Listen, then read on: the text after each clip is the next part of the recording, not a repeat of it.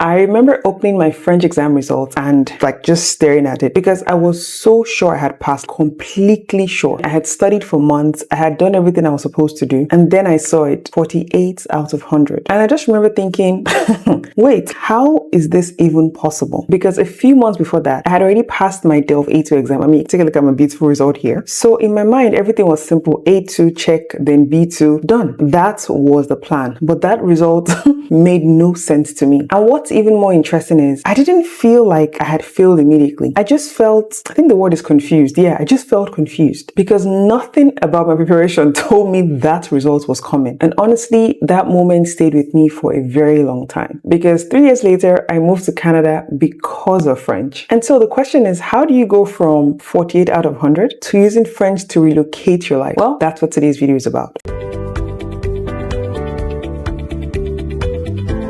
Si tu découvres ma chaîne pour la première fois, salut, je suis Sunmoluwa. J'ai appris la langue française à l'âge adulte et grâce à cette langue, j'ai pu m'installer au Canada. And today, the same person who didn't pass the DELF B2 exam now teaches French to students across different countries. If you're new here, I help French learners build strong speaking skills, gain confidence, and use French to improve their academic, professional, and immigration opportunities, including exams like DELF, TCF, UTEF. And if that's you watching this, I believe this video would make a lot of sense because what happened after that exam completely changed how I understand French learning. And so let's start with the real reason I failed. After the exam, like I said, I didn't immediately think I had failed. I actually thought, maybe I did okay. I mean, because I had put in the work, I had studied, I had done grammar exercises, I had improved my French, and I had already passed DELF A2 not long before that. So in my mind, I was moving forward. And those two things are not the same, unfortunately. The DELF B2 exam isn't just about speaking or understanding French. It has structure, it has timing, it has expectations in, writing, speaking, reading, listening, everything. And to be honest, I wasn't training for any of that. I wasn't doing timed writing tasks like I had done for my DELF A2. I wasn't simulating exam conditions. I wasn't practicing how to structure answers the way examiners expect. So when I got into the exam room, nothing felt impossible, but nothing felt familiar either. I could understand the topics. I could express myself, but I was losing marks on structure, timing, and approach. Things I didn't even know matter that much, which is weird, right? And that's why I ended up with 48 out of 100. Not because I couldn't speak French, but because I didn't know how to take that specific exam. After the exam, I went home thinking, everything is fine. It wasn't until I got my results